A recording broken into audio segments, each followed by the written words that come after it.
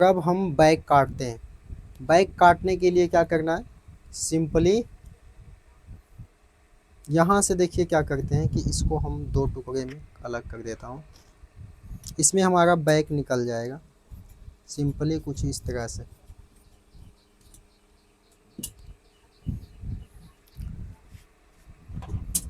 अब देखिए साथियों क्या कर रहे हैं हम कि इसको कुछ इस तरह से ऐसे पकड़ना है और इस तरह से ऐसे पकड़ कर इसको सीधा कर लेना है कुछ इस तरह से। ऐसे सीधा करते हुए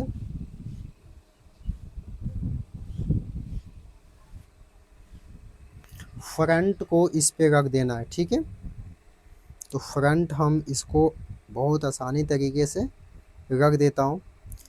क्या चीज़ का ध्यान रखना है कि पौन इंच इसको बाहर निकालना है। पौन इंच यहाँ से हम बाहर निकाल देते हैं और यहाँ पे आपको देखिए अब क्या करना है कि सबसे पहले तो हमको क्या करना है कि यहाँ से एक सीधा लाइन ड्रॉ करना है। ठीक है, उसके बाद में यहाँ से हम इसको सीधा कर देते हैं कुछ इस तरह से। सीधा करने के बाद साथियों क्या करना है,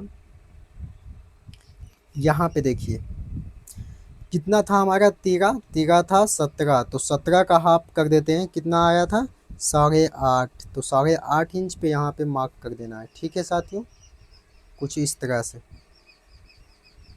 8.5 इंच पे मार्क कर देना और यहाँ से ये राउंडेबल वाला लेना है हिस्सा, कुछ इस तरह से स्केल लेना है और इसको सिंपली इस तरह से निशान लगा देना है। ठीक है, निशान लगाने के बाद यहाँ से सीधे इस तरह से राउंडेबल कर देना है। ठीक है साथियों, अब क्या करना है कि ये इस तरह से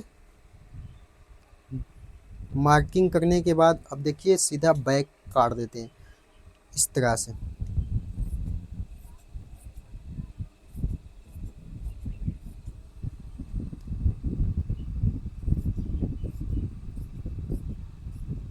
कुछ इस तरह से हमारा बैक कट कर रेडी होने वाला है।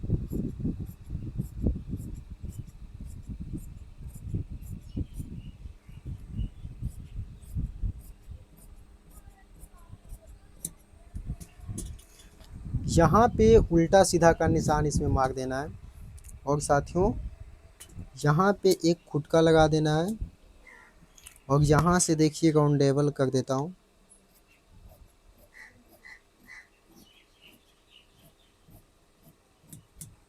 इस तरह से कट कर रेडी हो चुका है। ठीक है, और यहाँ पे हमको बैक को हल्का हाफ इंच डाउन कर देना है यहाँ से, जिससे कि पीछे से हमारा शर्ट जो मुड़ जाता है देखते होंगे वो नहीं मुड़ेगा और फिनिशिंग के साथ बैठेगा। तो कुछ इस तरह से कट कर देते हैं। ठीक है साथियों, हमारा फ्रंट भी कट गया और बैक भी कट गया। ठीक है, अब हम